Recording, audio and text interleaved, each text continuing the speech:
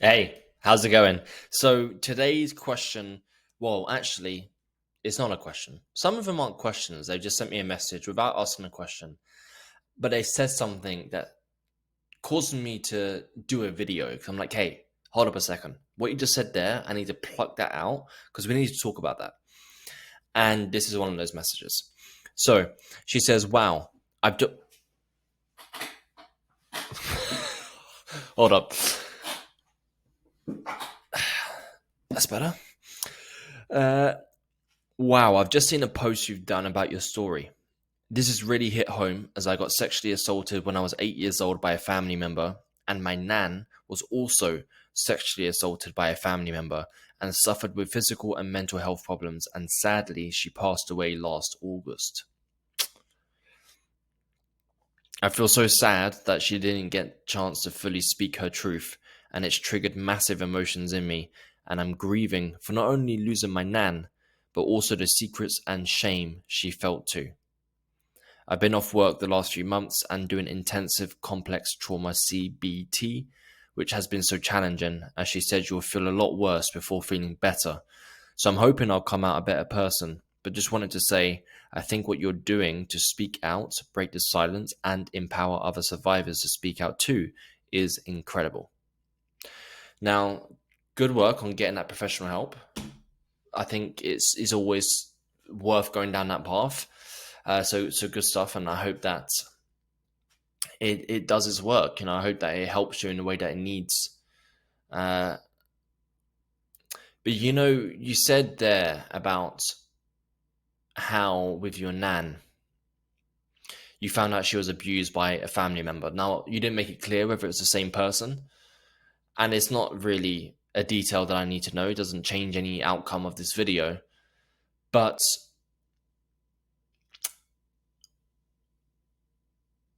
I completely understand how you might be feeling when it comes to your nan.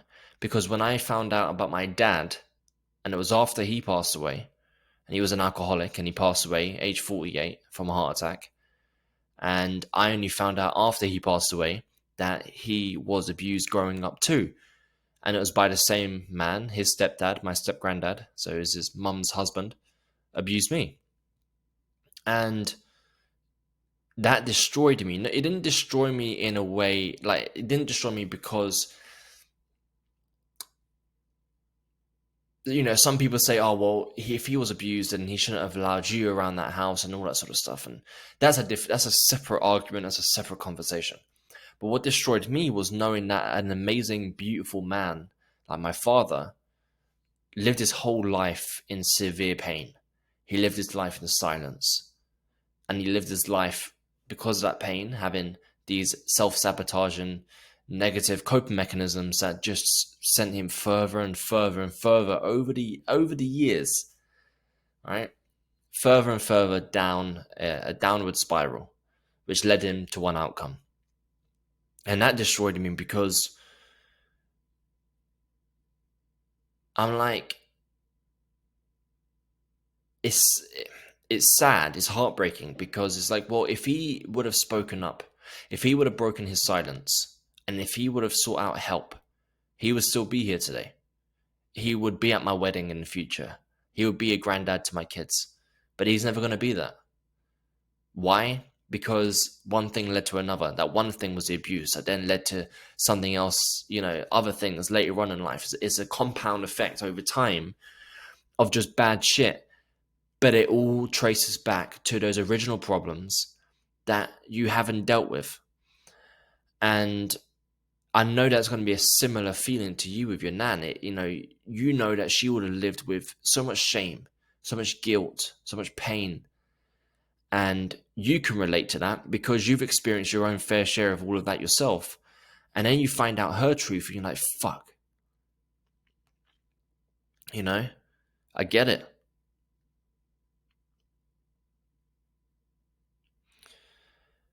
Personally for me, that's why I went down the path that I went down, which has led me to where I am now, which is that path of purpose. When I found out that my dad, with what happened, I was like, you best not fucking believe, yeah, that someone else is going down the same path. Like, as long as I'm alive on this planet, I'm going to help as many people as I possibly can. As many people in general, and as many men, as many other. My dad's name was Andy or Andrew Power. So I'm going to help as many Andy Powers out there to not die from the age of 48, not die because of alcohol, not die because of past traumas, not die because he was abused and lived in silence. And I'm going to make sure that they live. I'm going to make sure that they heal, and that they're going to see their son and daughter get married. They're going to be a granddad, you know? And I feel like that a lot of time you've either got pain or you've got purpose. And you can either sit with the pain, and I think that it's very difficult for that pain to go away if you're just sitting within that pain because you're not dealing with it. And I think that when you have that pain, you can either sit with that pain. You can remind yourself that your nan lived with that shame. You can remind yourself that she must have lived internally, maybe not on the outside, but internally, a horrible life because of how much pain she was in. Behind closed doors when no one was looking. Boom. That's when she was with it. When she sees her grandkids being the same age, when she saw her daughter being the same age that she was when she was abused, when she sees her grandkids being the same age she was when she was abused, boom. And you can either look at those things and just let it fuck you up, or you can look at those things, let it fuck you up, but put a hard stop on it and allow that pain to fuel the purpose, to be like, you know what?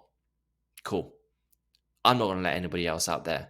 As far as I'm alive, as far as it concerns me, I'm not letting anyone else out there, okay, go through life like my nan did, living in silence, living with pain, and then dying, and then only then find out the life that she lived and the truth that she buried along with her. I'm not going to let it happen. I know what it feels like because I'm a survivor. And my nan, I can somewhat know what it feels like. You won't fully know what it felt like because you have different stories. But you can have a sort of grasp on how she felt, And you just fuel that pain and put it into purpose. And like, you know what, I'm changing this. I'm fucking sorting it out. I'm doing it. It's going to start with me and my family. I want to break that generational chain. Okay? And I want to help as many other people to break their chain. And my nan's story is going to live on. My nan's story is not going to end, right, with her being in pain. My nan's story is not going to stop with the fact that she lived and died in silence.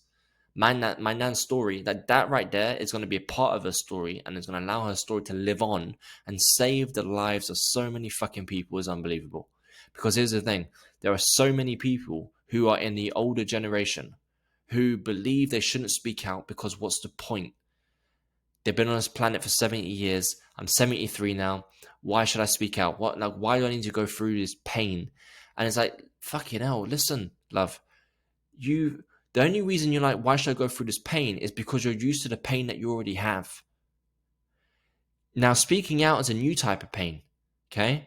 But that's a new type of pain that won't last that long. And when you get through it, you have a life of freedom. But you don't go down that path, and instead, you stay with the pain that you're already used to. That's your home, right? That pain there, those feelings is the home that you're used to. And no longer does it become about whether it serves you or not. It just becomes where you feel most comfortable. And as fucked up as it sounds, when we live with pain for so long, that's where we're most comfortable because that's what we're used to. In order to break free from that, it's difficult. Oh, fuck me, is it difficult? It is. But that's why I think people like you, people like me, people like those around us who watch this, who have first-hand experience, who decide, you know what, I'm going to live a life of purpose and I'll help as many people as I can in different ways, and I'll pick the way that suits me the most. And you can join one of our communities down below to figure what that path looks like. But I'm going to use this story, my nan's story, my family's story, as the story to change the fucking world. And then soon, when people are 74 years old, no longer will it be, should I share my story? What's the point? Because I'm 73. Instead of be, I'm 73. It is time to release this, because you know what? I've got maybe 20 years left, 25 years left, 30 years left. I want them to be a very good fucking amount of years. You know, that's the difference right there. So thank you so much for sending me in that message. I appreciate the love. I appreciate the support. Well done for getting that professional help. But what I really want you to do is I want you to look at everything that has happened so far. Look at who you are today. And then look out there, because there's many people who's just like your nan. But at the moment, they're still alive, but they're living in silence. And I think it'd be very, very interesting to see what happens if you give it a little bit of time to see if that's something that you want to do, if you want to step up and be a leader. I believe we've all been put on this planet for a reason, and we've all been put through certain experiences.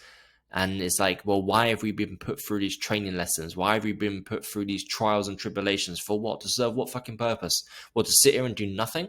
To sit here and do something that's completely unrelated? That doesn't make any sense. Doesn't make any sense. I don't believe it does. I really don't. Because there's a fucking quadrillion and one different families we could have been born into, different environments we could have been born into, different types of childhoods that we could have had. But we didn't. We had the family that we had the childhood that we had the experiences that we have. It's got to mean something.